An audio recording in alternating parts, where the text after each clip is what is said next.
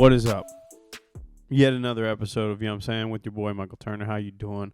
How you feeling? What is going on? What is exponentially hood, my G? We're back. We're doing some things. I'm going solo again. Hope you're good with it. Hope you guys are enjoying just hanging out with your boy. I'm here. I'm in LA. I'm getting ready. I'm getting ramped up. This weekend is the first official game of the regular season. I know I've been kind of talking about it. And I hope you guys are okay with me talking about it. I guess it's a thing that I'm excited about. It energizes me. I hope it energizes you guys. It's something that I feel like I'm at a point where I'm taking control of some things and like putting myself out there first and stuff like that. So I'm doing this tour, the Road Warrior Tour, and we've put it together between myself and some help with some people that I trust that have been able to really be helpful to the whole thing and lining stuff up that I couldn't have been able to do just on my own. And it's exciting. I'm energized about it. I'm jacked up for you guys to see what happens. I'm also excited to like potentially have something that will elevate me and my platform and my visibility. It's a crazy thing that we do. Stand-up comedy. I used to be in sales, and now I'm in sales still, but I'm selling myself. I'm the product now. I'm not selling toothbrush to somebody with bad teeth. Now I have to, like, sell myself. And you know what? Sometimes you don't do a good job of believing in yourself that much. And so I got to get better at that and, like, fucking letting people know, yo, I'm one of the dopest motherfuckers out here. And it's an interesting thing to have to do that because I'm just a Midwest humble motherfucker. But also it's fucked up because I definitely think very highly of myself. So I got to tap into that more. I think so highly of myself that I actually put myself on stage with a spotlight on me and a microphone attached to an amp where nobody else in the room is supposed to talk. That's how highly I think of myself, that nobody else should talk when I talk. You should just be fucking listening to me. I already think that highly of myself. But sometimes when push comes to shove and you got to like really sell yourself and put yourself out there, like I'm doing now, it's not that easy. It's not as easy as that. I have it's like this level of like, if you look at it from the outside looking in, you'd probably be like, yo, Turner's a narcissist. Comedians have to be a little bit of a narcissist. But like, that doesn't mean that we're also good at believing in ourselves. It's crazy that you believe in me. Sometimes. That's a crazy thing. But I appreciate it. Unless you hate watching me or hate listening to me right now and you don't believe in me at all and you're just listening to watch the downfall, which, I respect that in a weird way. That sounds like you got some issues that are deeply rooted within you. You should probably work on that. That's a you problem. But if that's how you get through your you problem by helping me with views, helping me with listens, and elevating my platform, let's go. Dive deeper into your problems. You know what I mean? Suffer more for my benefit. Because, again, I'm a narcissist, and I come first. Except for in the bedroom. You know what I mean? That's, sometimes that's true. Sometimes it's not, and it's an issue. But we don't have to get into that today.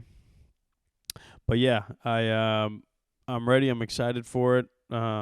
Things are happening. So I fly into recording this here midweek. Flying into Cleveland at the end of the week on Friday. Have a show on Saturday. It's attached to a bowling alley in Lakewood, Ohio, a suburb of Cleveland. Maybe, I don't know. I'm actually not that familiar with a lot of what's going on in Cleveland. There's a small comedy club that is attached to a bowling alley in Cleveland, Ohio. And if that's not the most Ohio shit you've ever heard, then I don't know what is. That's crazy to me. But when they said it, I was like, fucking, let's go. You know what I mean? It's a smaller room, so it should be fun. I'm sure it'll be packed out, but like even if it's a nice thing for me. Even if it's not all the way sold out, it's going to be great. Small room. You don't need that many people. But I'm hoping that I've talked to some people that are coming. There's some people that are excited about it. And I'm hoping if you know anybody in Cleveland, let them know. Come through. We're not all the way sold out. I'm just hoping that everything keeps moving in the right direction. By the end of this thing, we're selling out shows. So if you believe in me, if you fuck with me, and you know people that live in these cities that are gonna be, that I'm gonna be going on tour in, fucking let them know. Do me a solid, bro. Help your boy out. Share some shit on the Instagrams. Double tap my TikTok. Which that sounds sexual. What'd Stacy do with you last night? She double tapped my TikTok. I came right away. Came before her. It's an issue, as I told you guys earlier. Double tap my TikTok, dog. You know what I mean? Fucking comment on my YouTubes, bro. You guys know what to do. I'm preaching the choir. I appreciate you guys. And yeah, so either way, this is the first show. Then we'll be in Cincinnati, which will be fun. And then Nashville at the end of the month. So it's exciting stuff. Like I said last week, I'm anxious. I'm excited about them. All these things, very human emotions going on. But I'm ready to just get it rolling and do the thing. Before the thing, I always get like anxious about the thing, and then once you get on stage, you just kind of lock in. It's at least how I work. I don't know how others work. You guys might. This also might be too much information for everybody. I don't know. But it's a little inside baseball for you. That's where your boy's at right now. Starting the next chapter of my life. It's the Road Warrior chapter. Let's fucking go. I did drop merch also. There's shirts that you can buy now that are dope. There's shirts and hats, dad hats. I got you some crew neck sweaters if you want it, and some sweatpants if you want to just look comfortable as fuck, because that's how I rock my shit. That is actually specific to this podcast. You know what I'm saying? You can get Yahmsayin on a shirt, on a hat, on a couple of different things. And then also there's a beer. The dopest thing I think is this pint glass that just says the Road Warrior Tour on it. It's kind of cool. I would drink out of it. I will drink out of it eventually. I've got to buy it from the store that made it. We got it. It's like, you guys get it. You order the thing and then they make it. It's 2023. We're delegating through internet websites. But the merch is available to buy too. That's a great way to support me. If you guys rock with me and you like anything you see on there, please do that. Tap in. And yeah, get that shit going. So that's out there. TurnerComedy.com is alive and well. You can get tickets there. You can get merch there. All that stuff. But yeah, we got that going. I'm excited about. The nice thing is, like, it's funny that I'm excited about all these things because I'm gonna do this tour and the comedy shit and everything like that. But I'm also anxious and excited because the Cincinnati Bengals play football on Sunday. That's crazy to me. It's funny when the Super Bowl happens, or like the last game. I don't even think about the Super Bowl. Also, the Kansas City Chiefs and the Eagles were in it. Somebody was replaying on NFL Network the other day when I was in a bar. Fuck that game. I didn't even watch that game. I was actually watching it because I was like, I don't even know what happened in this game. I was at a watch party watching the game. It was like sponsored by 1800 Tequila back in February in Arizona. I just got drunk on tequila. I was so angry because the Bengals had lost 2 weeks earlier to the Chiefs in some fucking, I'm not blaming anybody, but it was a fucked up loss. Made me angry. I'm not pointing fingers. I was there in the stadium. Maybe if I wasn't there, would they have won? Are you ever that guy? The dude that's like, dude, I didn't wear my underwear backwards. I've been wearing my underwear backwards all fucking year, dude. I lost that game. I don't think like that. I was at the fucking game. They lost. It had nothing to do with me. It had something to do with some people and some weird referee stuff maybe in the fucking third and fourth quarter. You guys know what the fuck I'm talking about. Either way, I get angry just thinking about it. I'm sorry.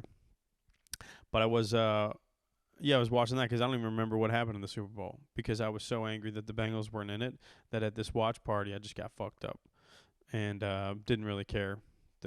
Was angry, just angry. That's how the Bengals make me feel sometimes. So the Bengals are playing football again. It's also crazy because after like the Bengals lost that game in January or whatever in Kansas City, you just kind of I always think like after the football season, like, damn, it ain't back for 7 months.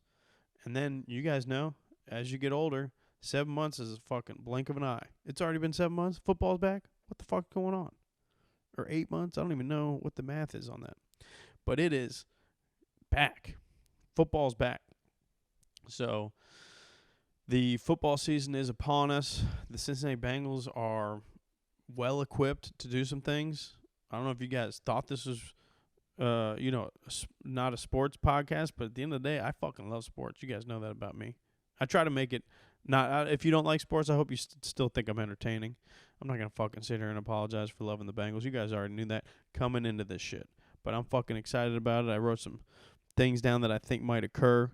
The first thing I wrote down is the Bengals are gonna be good again, and this is dope.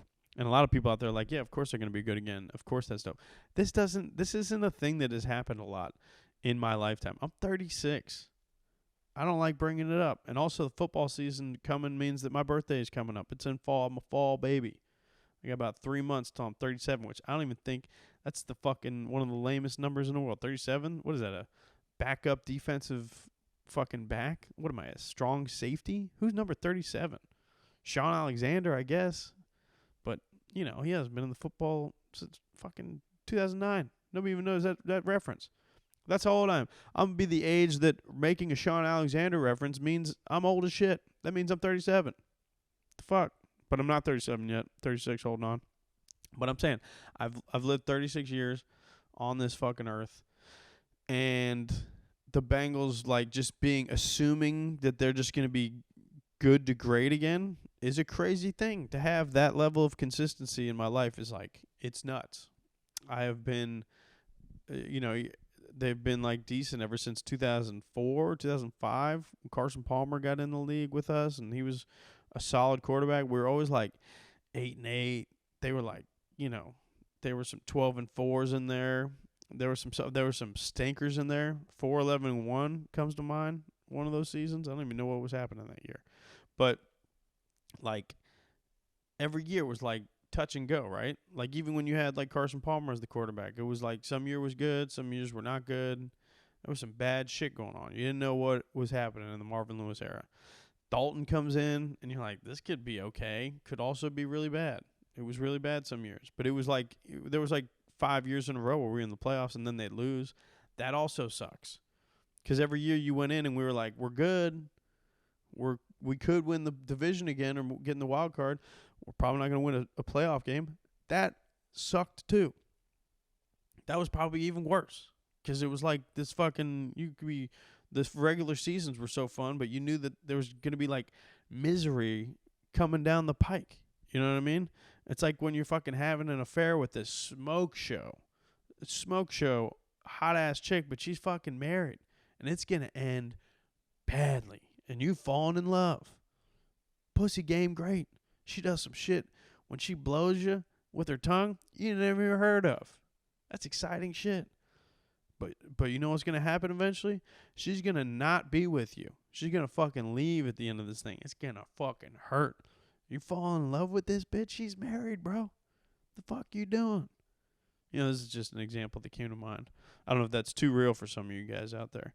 But if it is too real for you, fucking end it, bro. What are you doing? Fucking wrecking a home. You know what I mean? That's why I should have just not even been in a relationship with the Bengals. It was an abusive relationship for those 5 years. It was fucking horrible. I would buy in every fucking year, and they'd fucking hit me over the head. It was I always compare it to the relationship between Sharon Stone and James Woods in what is that movie? Casino. You know what I mean? She always goes back to him, and at the end, it ain't good. Motherfucker's the worst person in the world. He's gonna use her. He's gonna use the diamonds for drug money. They're gonna do coke in front of the child. Stuff like that. That was being a Bengals fan from 2012 to 2018. I want to say was literally having a relationship where the husband snorts coke in front of the child. But the sex is great. Write that down. You don't think I'm good at analogies, bro? If you're a real Bengals fan, you know what the fuck I'm talking about. Shit hurted. And it was problematic. But you were always going to go back? Where the fuck were you going to go? You had no place else to go. We're going to run off to Joe Pesci? Blow him? It's not going to end up good. I know I'm too deep in the casino reference. But what I'm saying is the shit was tough for a long time in my life. It was every year was what is it going to be? I feel like this shit is so dope right now. 2 years ago, we went to the Super Bowl. Last year, you heard how angry I was about 10 minutes ago talking about what happened against the Chiefs. we could have been in the Super Bowl. I'm not saying we should have been in the Super Bowl. You got to give credit where credit's due. The Chiefs beat us, whatever. I'm not going to be that dude that's like, blah, blah, blah. Chiefs beat us, fuck them. But we were like 1, 2, 3 plays away from being in the Super Bowl last year, back to back. And we were in the Super Bowl, and we're like 1, 2, 3 plays away from winning the Super Bowl 2 years ago. Now, all that being said, it's fucking brutal. That's still heartbreaking. But it's better than having a dude in your life that does coke in front of your daughter? You kidding me? This is better. It's still tough. It's like marrying a dude that's like, he promised that he'd make it to, that C-suite by the time he was 40, 45, something like that. He'd be climbing up the ladder. But you know who you've married now. You're 10 years in, and you realize this is not getting that much better. He's hovering around the C-suite, but he's made some pretty critical errors that are not like getting hammered drunk at the holiday party back-to-back years. That doesn't get you a promotion. But you're still going to marry and love that guy. And also, dude, he sounds like a great time at holiday parties. You know what I mean? Until he gets over the board or gets overboard, I should say, and takes that one shot that ends up getting a little too handsy with the chick in HR. You know what I mean? I don't know. But what I'm saying is, like, that dude still has the potential of getting the C-suite if he locks in. Maybe he puts the bottle away for a couple years. He could fucking rub the right elbows.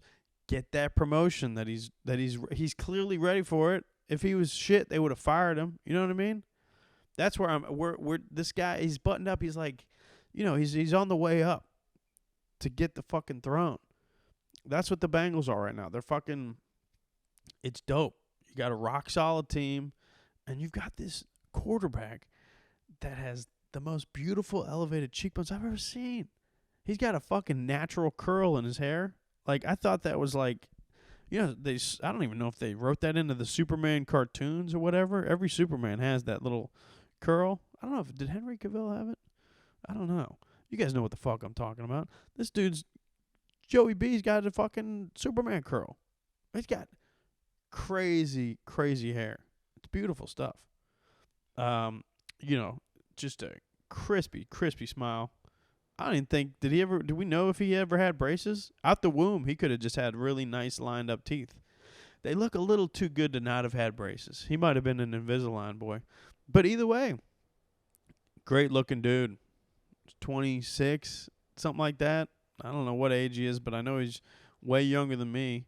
And he's his like stepping into his prime. We got a guy. That's what's dope. That's how I was hammered drunk in Kansas City screaming that. When we were coming back in the third, again, I hate to keep bringing this fucking game up, but it was exciting. But they were talking a lot of shit. I was in the end zone area, and the fucking Kansas City fans were Midwest nice, where they were like kind of not saying a bunch at the beginning of the game, and then when they got up, they were like, "Fuck you and your family." And I was like, "Bro, I got a dead dad, so you better watch your fucking tone, big guy." But they started chirping, and then when we kind of started coming back, I was like, "You got a guy, we got a guy." Now, I say that to you calmly and kind of a little bit more measured. You got a guy, we got a guy. I had been drinking all fucking day. Fireball was in me. It was probably screamed at a decibel level that, I regret. I definitely regret it. But they knew what the fuck I was talking about. They were scared of Joey B. At that point, they were 0-3 against him going into that game. And we were the first team to ever beat him 3 times in a row. So I'm saying we got a fucking squad. It's crazy. I'm going on a rant, but like it's nuts that like we're gonna be good again. And obviously, barring injury and shit like that, like right, like some shit can happen, and then all of a sudden you're back, and that happens in the NFL. But I'm saying going into it with everything looking crispy and the health and stuff like that, we're gonna be good again. That's fucking dope. It's good for my heart. It's good to be in love with something that's consistent and has a nice future. The other thing I'm excited about with the Bengals is I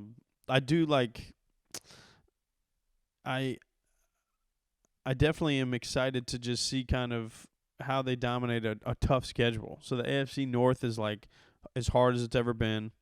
This is probably the most challenging schedule they've ever had, I think. Well, in the past like couple years, this schedule is pretty daunting. Also, it's daunting because the AFC North has got the Browns, the Ravens, the Steelers, and all of them look like they could win like 9 or 10 games if things fell the right way.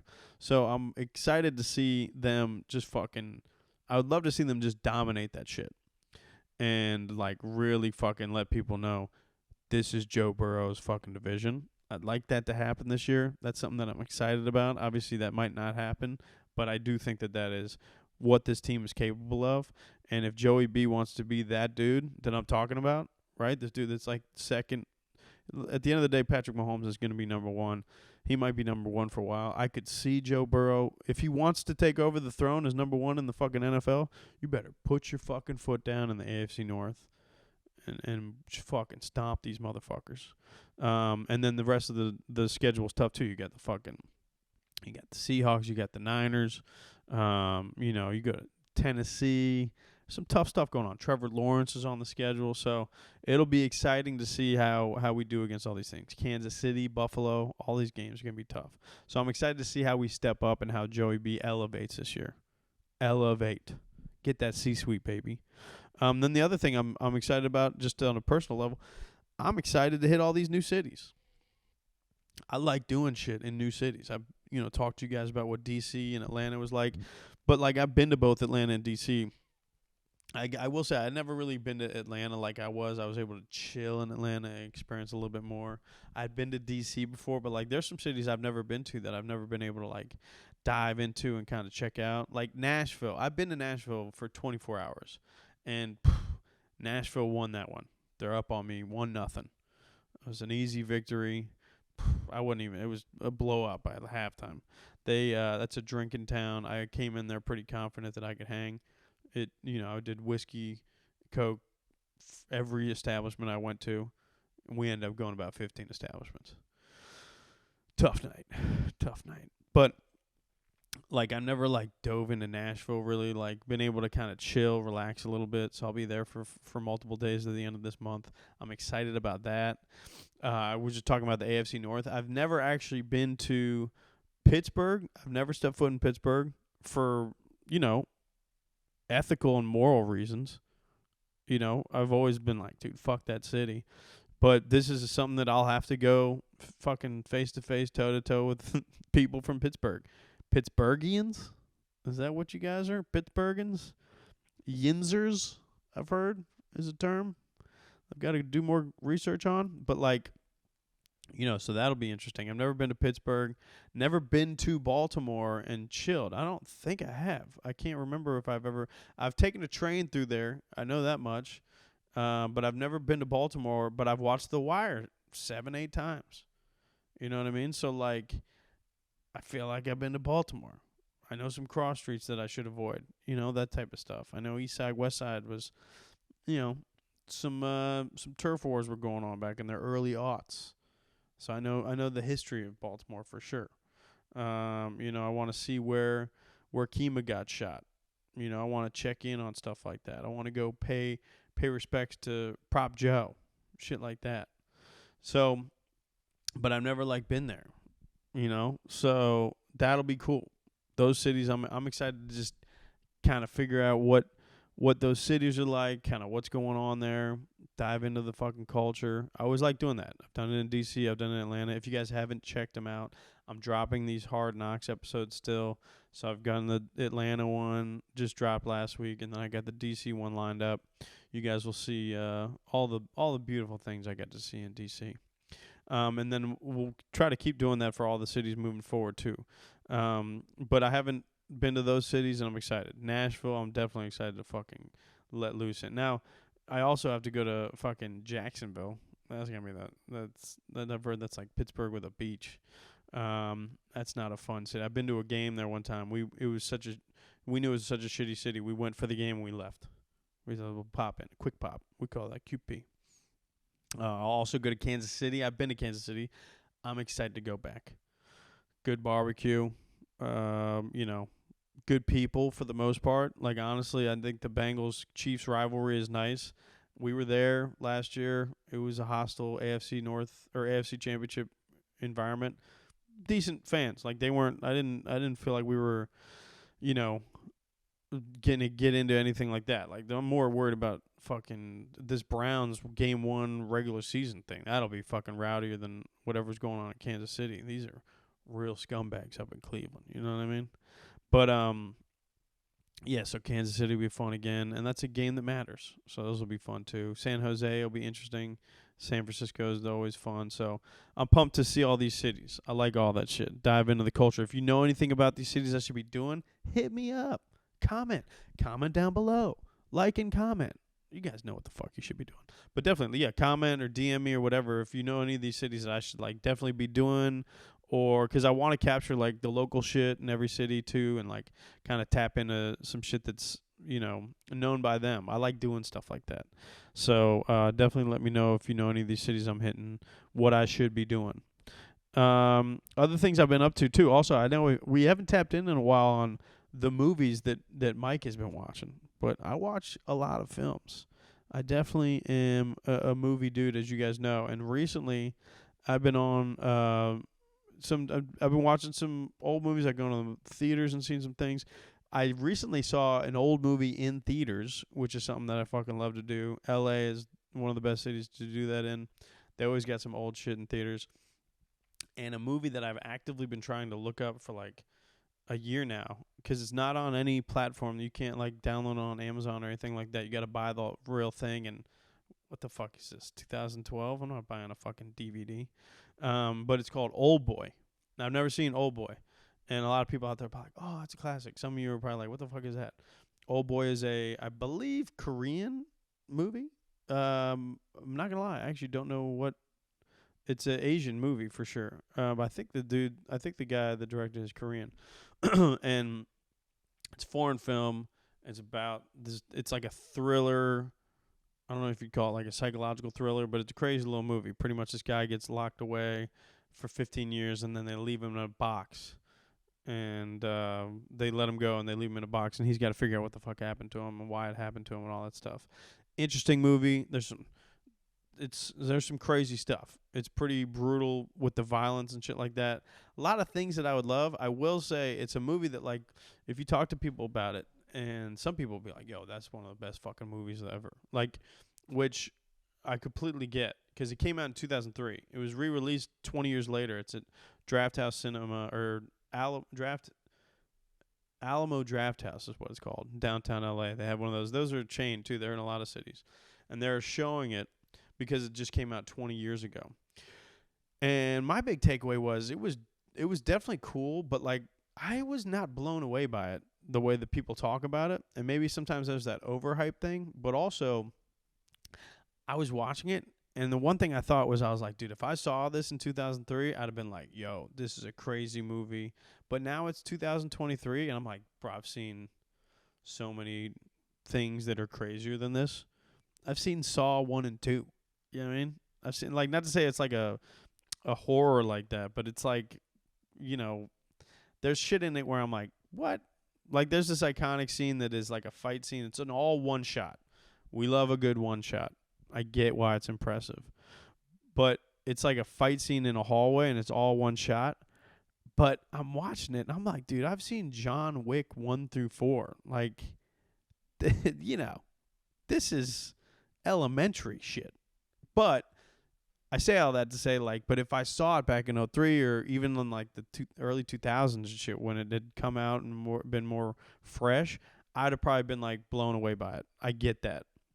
But it didn't, I think John Wick has spoiled me at this point, because it's got it's got some good action, not crazy, but good action. It's got some fucked up shit going on. It's one of those things too, you're like, why is this happening? And it's got some crazy psychological shit going on. But again, I've seen so many fucked up psychological things since 2003 in movies where you're like, this isn't that crazy. I've actually seen crazier. But it was cool to see in theaters. It's always a good experience, even if I didn't love it as much as I wanted to. And I also really wanted to love it too. And sometimes that's a hard thing, where you're like, damn, it wasn't as good as I thought it'd be. But worth checking out, because it's one of those movies that people talk about a lot. And you can see a lot of influence in movies after it, which is dope. I'm into that. So Old Boy, and then there was a remake of it made by Spike Lee that people fucking hate. I never saw that, and I wouldn't suggest seeing that. This is the OG foreign film, Old Boy.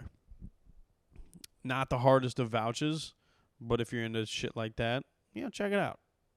Check it out. It's a lukewarm vouch. It's a soft vouch. Half chub of a vouch. Not a hard vouch, half chub. Get a little excited. Somebody brushes the tip. Thing moves a little bit. A little half chub. You know what I'm talking about. Other things I've done, though, if you know me at all, my favorite actor of all time is Denzel Washington. I've been on a crazy Denzel kick because Equalizer 3 is coming out. Well, not only because Equalizer 3 is coming out, but that's part of it.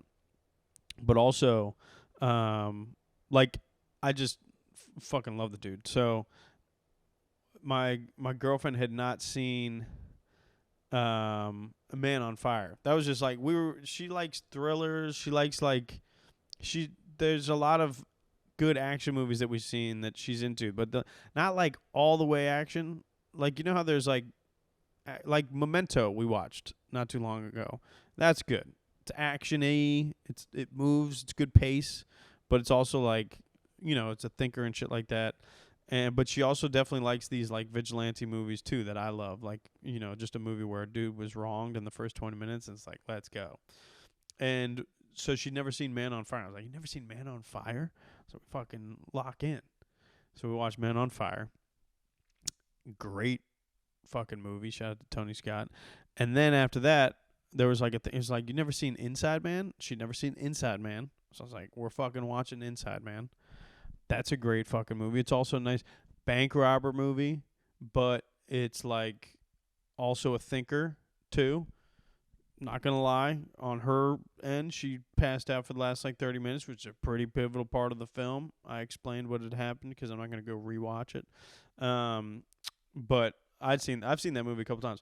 Also, Inside Man is a good rewatch. A lot of people saw it when it came out or have seen it one time. That was a movie that I kind of speaking of Spike Lee too. Spike Lee, again, this is a Spike Lee joint. It's not a typical Spike Lee movie too because it's a bank robber movie, but it's more than that. Clive Owen, good Jodie Foster. And it is a movie that I had seen, and I remember thinking oh, that was fine. And then I've revisited it, and I'm like, this is a dope movie. It's a very good movie to me. I like Inside Man quite a bit.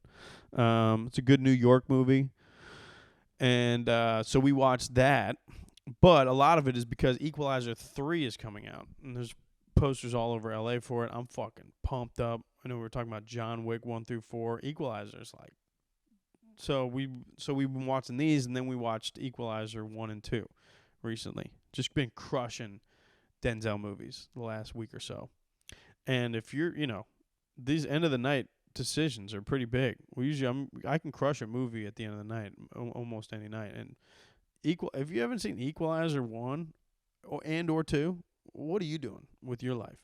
Equalizer 1 is a classic, if you like Taken, or if you like, you John Wick, I keep bringing up, but movies where in the first 20 minutes, a man is wronged. This actually is, it's funny because he's not even wronged. Denzel is not wronged at all. He's just such a good guy that he sees others being wronged, and he's like, looks like I got to kill some motherfuckers in Boston, and let's go. I didn't even know they had black people in Boston. You know what I mean? But the one that I know is one of the most cold-blooded people I've ever seen. Shout out to Denzel. So Equalizer 1 and 2, I'm getting amped for Equalizer 3. I love doing shit like that. If the third one's coming out and I love the movies, I'm going to go back. Let's get fucking geared up.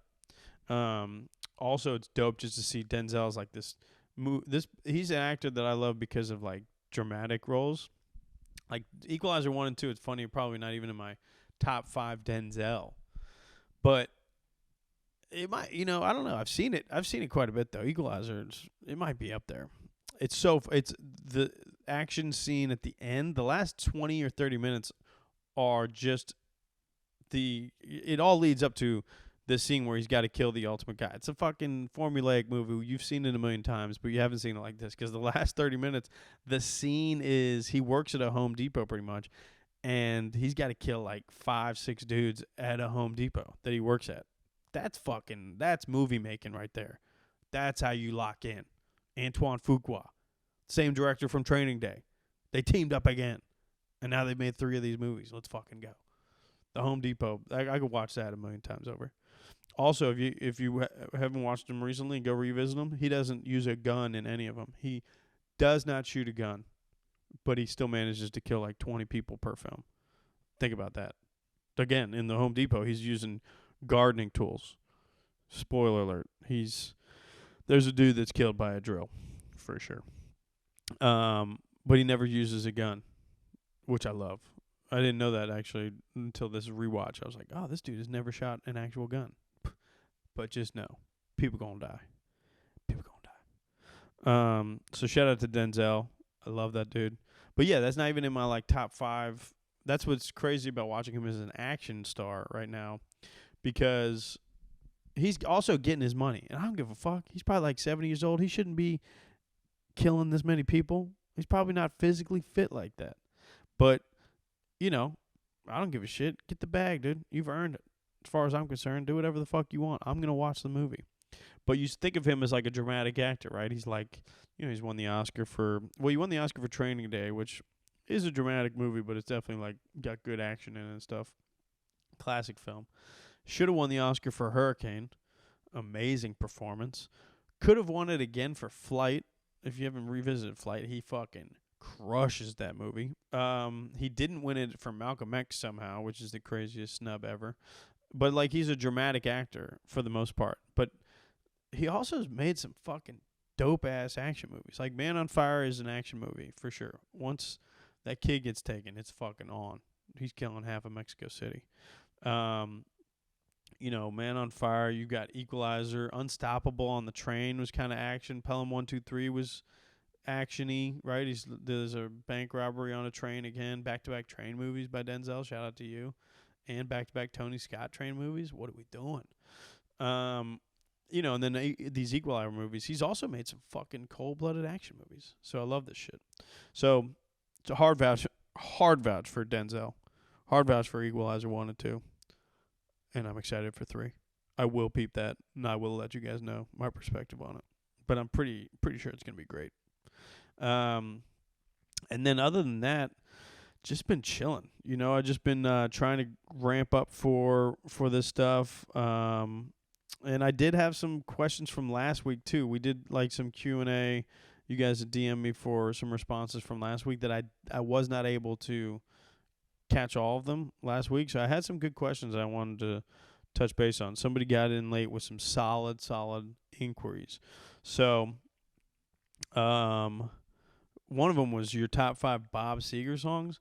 I posted that on my Instagram. I didn't think I'd talk about it here, but if you don't like Bob Seger, fucking lock in, dude. It's a great time to enjoy Bob Seger, too. End of the summer. I'm sure you guys had your Labor Day parties and shit like that. It's still autumn's closing in.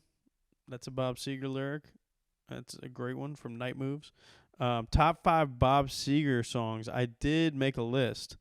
And if you're not as familiar with Bob Seger and you want to kind of dive in, we're going. First one is Still the Same. Number 5. I'm going backwards, I should say. So number 5 in the top 5 is Still the Same. Number 4 is Fire Down Below. Great fucking song, just about how you got to fire down below. Fucking inside, look within for the answers. You know what I mean? That type of shit. Number 3 is Accompany Me. It is spelled without an A and just an apostrophe because that's fucking amazing. Great song, nice, easy listening. And it's just about him hollering at some broad, saying, look, bitch, you're going to accompany me. He doesn't call her a bitch. Number 2 is Night Moves. And if you got that as number 1, you're right. You're picking nits here, right? We're just kind of splitting hairs. Night Moves is a fucking perfect song. It's just about teenagers banging in the woods in the summer. It's fucking great. Everybody's been there. Everybody has those memories, hopefully. Unless you were a virgin until 22, 23, which, that's tough. What happened in college? Nothing? That's crazy. You can convince one person to make a bad decision and choose you? Come on.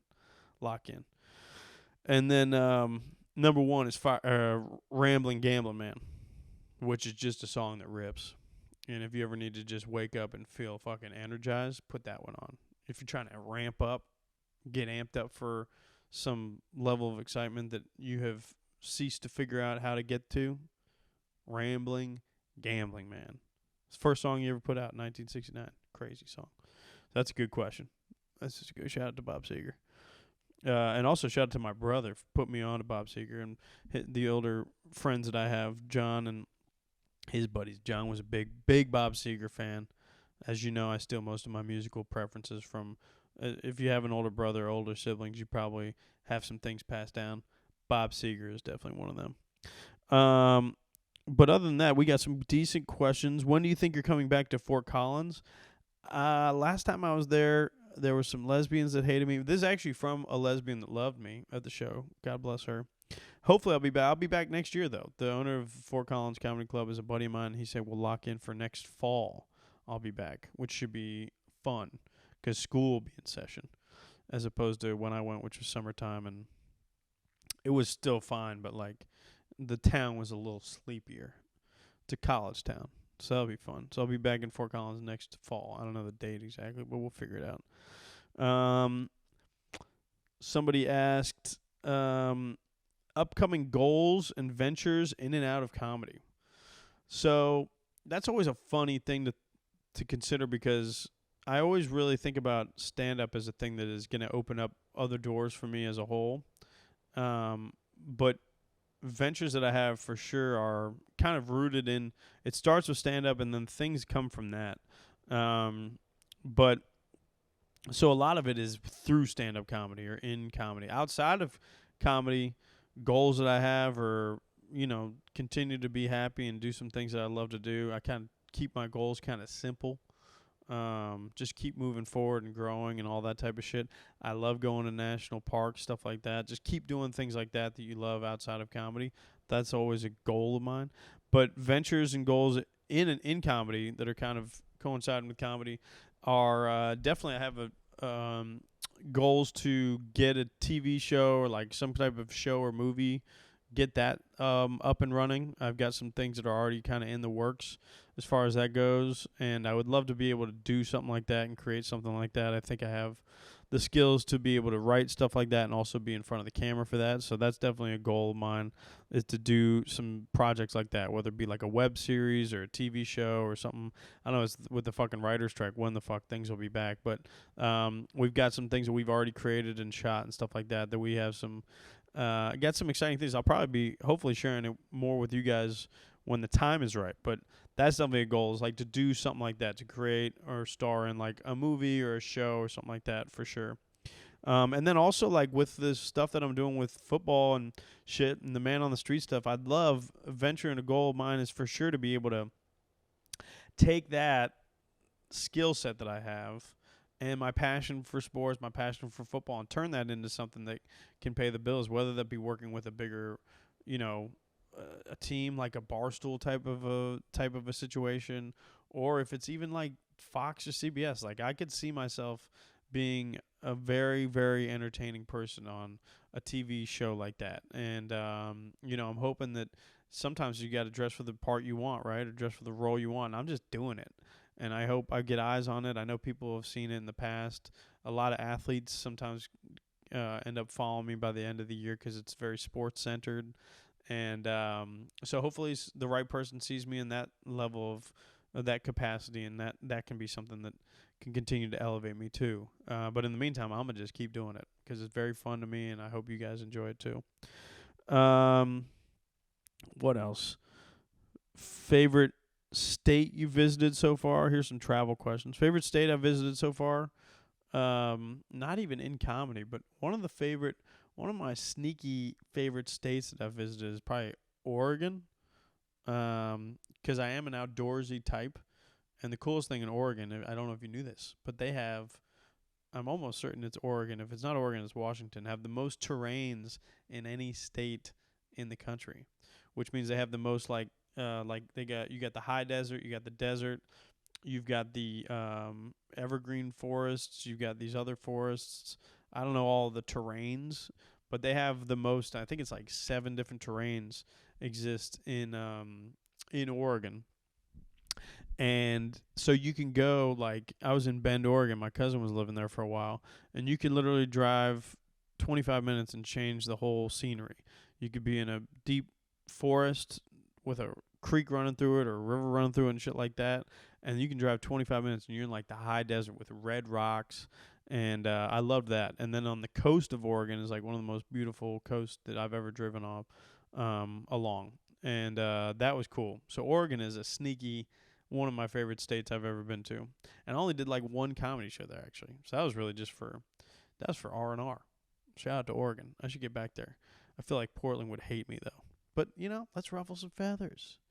Let's fuck with the people. Another state that I've visited. Yeah, let's go with Oregon on that. This is one of my favorite states I've ever visited. That I didn't expect to love that much, and I really did enjoy it.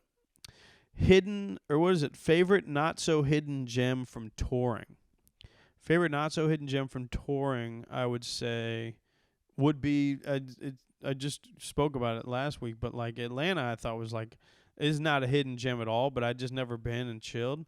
That's a dope city. You could I always like to try to figure out if when you get to a city and you're like, I get it. I get what's going on here. And the thing is, I don't really get it because you're only there for a short time. But like getting to a city and being like, I get why people fuck with this city. That's definitely something that I observed when I was in Atlanta. So many different options, so cultural, so many food options. Just a cool city you can see being fun. And then another one that I was just in recently, not so hidden gem at all, is Austin. Austin is fucking dope.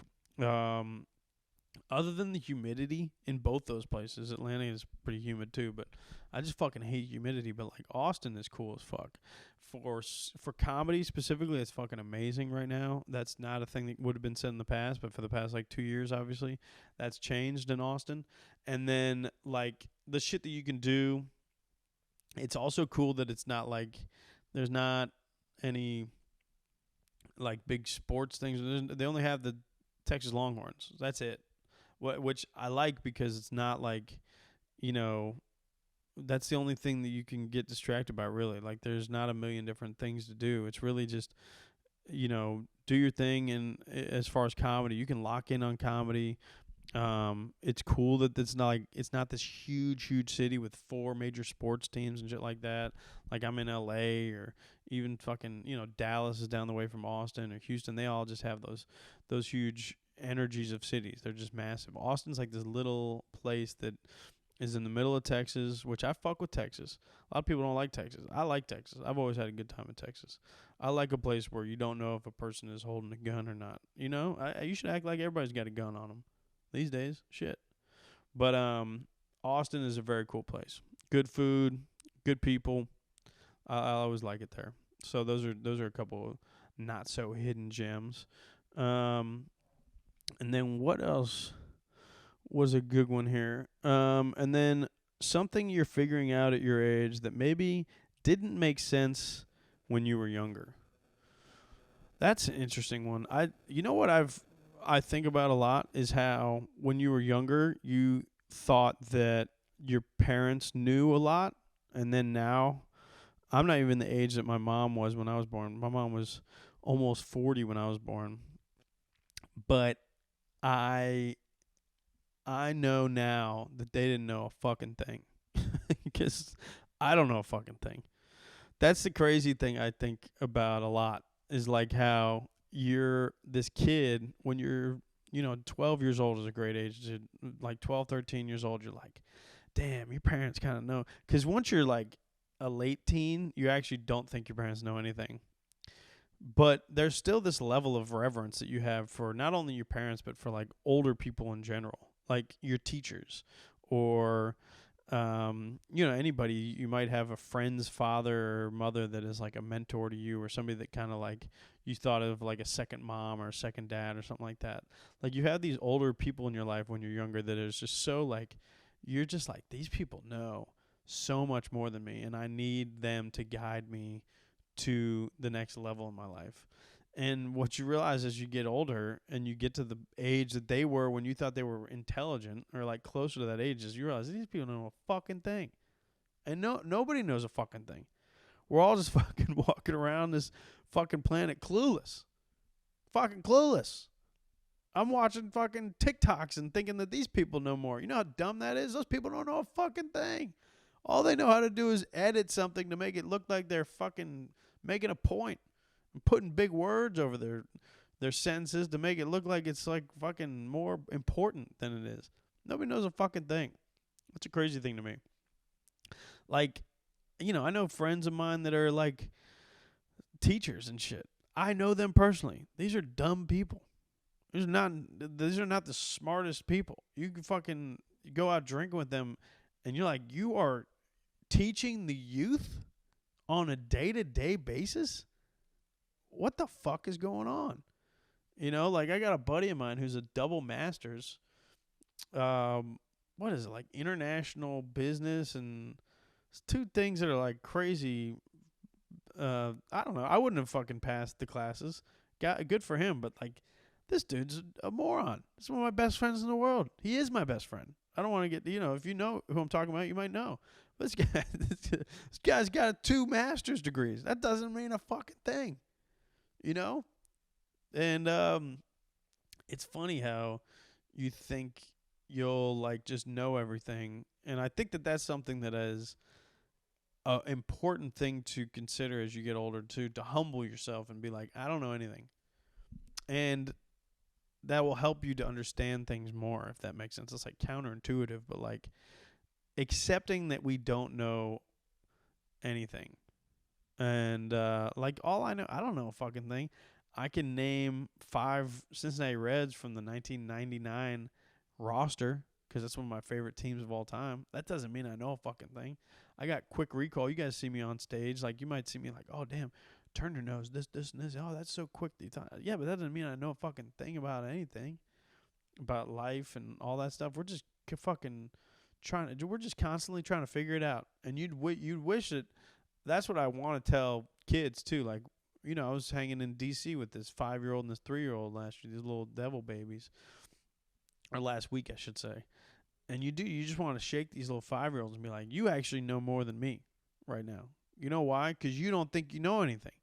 I'm old. I think I know shit. That actually hinders my ability to know anything because I think I know everything. Does that make sense? I hope I'm connecting here. But it's funny thinking about that. That's something that I think about a lot, is how, yeah, you're a kid and you just trust that these people are guiding you through life and they know more. And then you get to their age and you get closer to their age and you realize, fuck. And then you empathize for them. And you're like, damn, they didn't know a fucking thing. And I was really asking them a lot every day, you know? So it's funny stuff. I do think that I've been trying to dive into that idea that I don't know anything and kind of release that concept. The fact, because I am definitely somebody that, I don't want to call myself a know-it-all, but I definitely can present in a way where I know more than other people. I think that about myself is like, you know, why would you listen to anybody else? I know more than this person. Fuck this person. But accepting that, you know, there's a lot that you don't know is a much more beneficial way to learn and grow, for sure. And, God, I hate to bring it all back to Bob Seger, but one of the best lyrics of all time is, I wish I didn't know then. I wish I knew now what I didn't know then. I'm pretty sure that's the lyric. Again, me acting like I know everything. I don't even know if that's the lyric. But you know what I'm saying? I wish I knew now what I didn't know then. Is that what he says? Or I wish I didn't know now what I didn't know then. You know what I'm fucking saying, though? He's pretty much saying, I wish I was still young and naive at this older age, but now you have more informed opinions because you've experienced more and shit like that.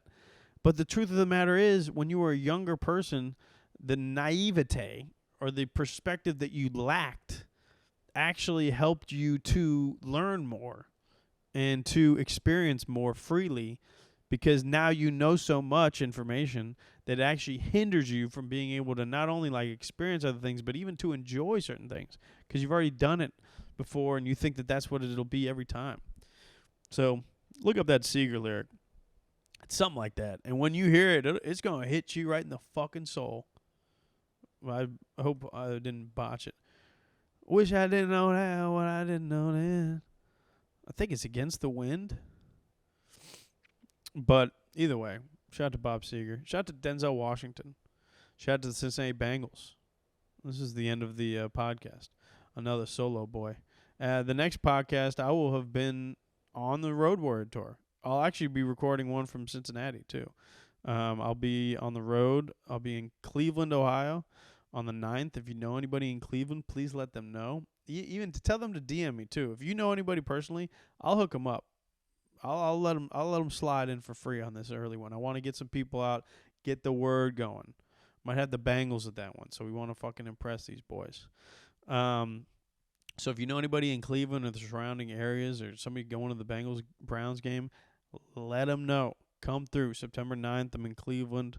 And then September 15th and 16th, I'm in Cincinnati, Ohio. September 30th, I'm in Nashville. Come through. All the tickets are live on my website, turnercomedy.com. Fucking keep double tapping my TikTok. Hey, baby girl, double tap my TikTok. You know what I'm saying? Why'd you get arrested last night? I told some bitch to double tap my TikTok. Put me in jail for the night. Jesus. Sounds like an open and shut case. But keep commenting, keep sharing. If you're watching this on YouTube, like it. Please just like it, comment on it, share it to 2 people that might never watch it, but just share the link. I appreciate all the love always.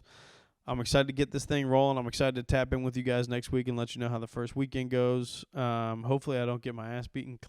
Cleveland, I don't like these guys, and they don't like us, and they have a little bit of optimism with a quarterback that definitely did some pretty suspect shit with some masseuses. But I'm excited to get this thing rolling. I will talk to you guys very soon. Peace out. Love y'all. Holla at your boy.